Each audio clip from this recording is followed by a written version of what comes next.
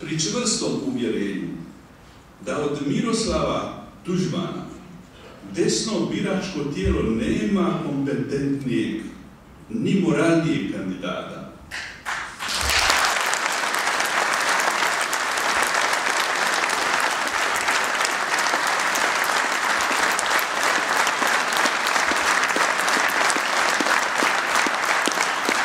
Ja ću vas pozdraviti ponavljanjem rečenice.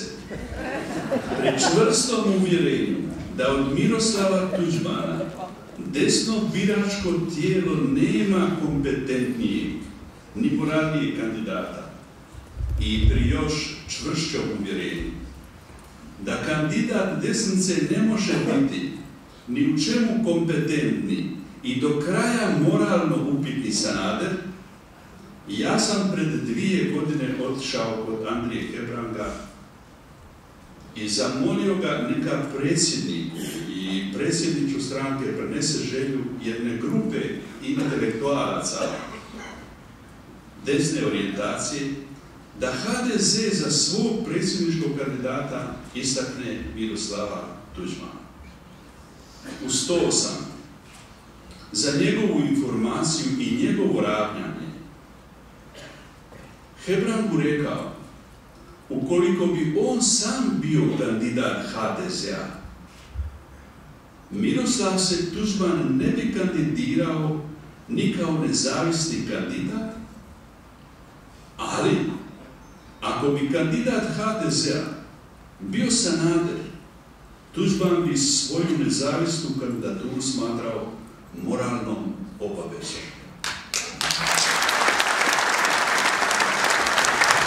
Hebrang mi je obećao da će učiniti što želi i da će me o rezultatu obavijestiti.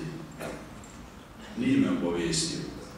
Kako ga poznajem kao čovjeka koji drži do zadane riječi, bio sam uvjeren da je moju poruku prenio, ali jer je odgovor bio sasvim negativan, ne želi me razočarati i ne prenosi mi tu poruku, taj odgovor. Sam nisam držao potrebnim da ga na to podsjećam. Procijenio sam u dogovoru s mnogima da s prijedlogom trebam izići u javnost. Prijedlog je imao u javnosti popriličan odjek, a u vrhu je HDZ-a izazvao pomešanje.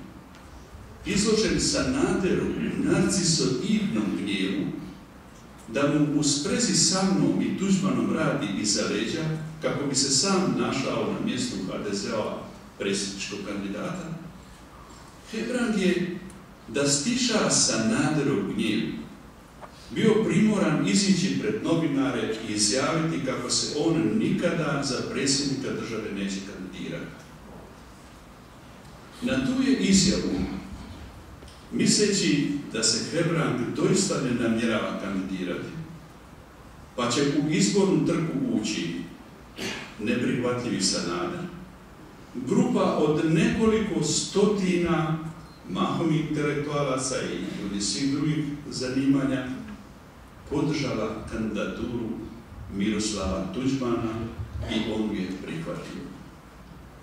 Tada dolazi do Sanaderova odlaska sa mjesta predsjednika HDZ-a i odustajanja od kandidature za predsjednika države.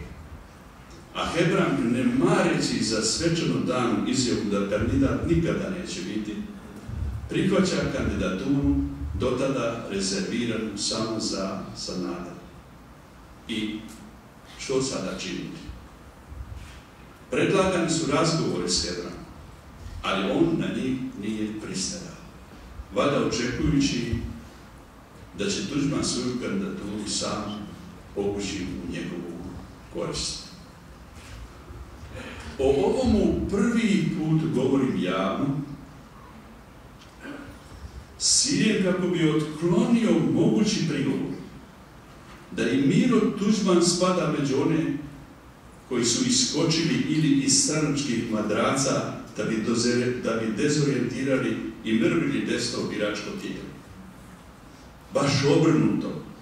on se kandidirao da bi ga u što većoj mjeri održao cijela i usmjerio na izbor svoga istinskog predstavnika.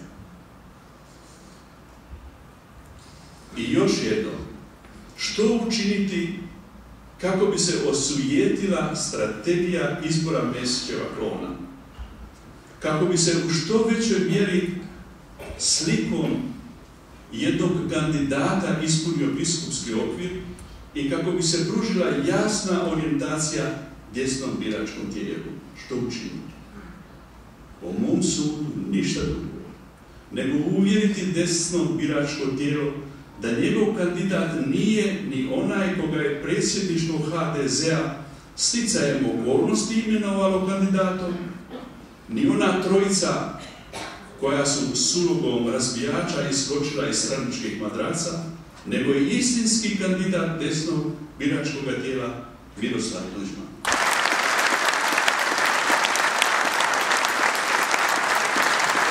Svima onima koji nam kažu istina, najbolji je, pravi je, ali u ovim okolnostima bez mnogo novca za agresivnu promidžbu nema šanse, porucimo, neka srcem glasuju i Miroslav Tuđman i mi s njime dobit ćemo šansu.